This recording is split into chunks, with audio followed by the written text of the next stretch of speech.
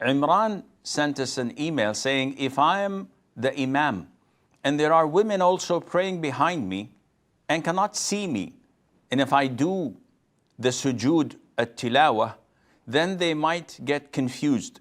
So what should I do in that case? Imran's question has many issues. One, the segregation between men and women at the time of the Prophet ﷺ was done in the masjid. So women took the back of the masjid while men took the front of the masjid. And the Prophet ﷺ said that the best rows of men, those that are first, and the worst rows of men, those that are last. And the best rows of women, those that are last, and the worst of women's rows, those that are first. So the Prophet ﷺ promoted segregation between men and women, even in the masjid itself. And this shows you, among other evidences in Islam, that such a segregation is highly recommended in our religion. It's basically keeping fuel far away from the fire. Now,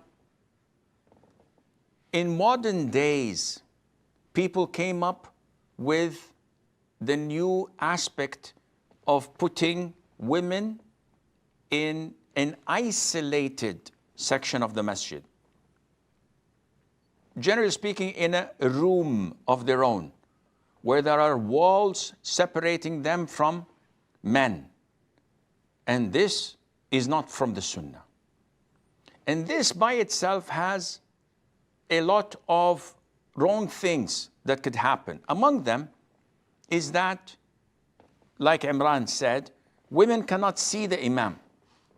They cannot see the rows behind the imam, which means that they rely only on hearing the voice of the imam from the loudspeakers. And if electricity goes off or goes out and they cannot hear, then you have a big problem.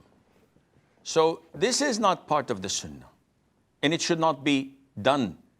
Though we promote segregation, though we promote hijab, but you can't do something that the Prophet did not do, alayhi as-salatu was-salam, and consider that to be part of the deen. Some scholars said that this is part of the deen, it's recommended, but because it was not done at the time of the Prophet ﷺ, we should not listen to such opinions, and we can see what resulted from it. Secondly, if you're the imam and you know that the women cannot see you. Yes, some masjids, they put a one-sided mirror, or two-sided, I don't know which one is the correct thing. So they can, the women can see the section of men, but the men cannot see the section of women. This is okay, maybe. There's no problem that at least they can visualize the prayer in front of them. So if you are the imam and you're leading the prayer and you know that they will be confused, you have one of two options. One of them is, before you start the prayer, you make an announcement. You make an announcement stating that, listen, brothers and sisters, inshallah, we will be reciting a ayah with sujood. So be careful in the first rak'ah or in the second rak'ah that we will be doing this.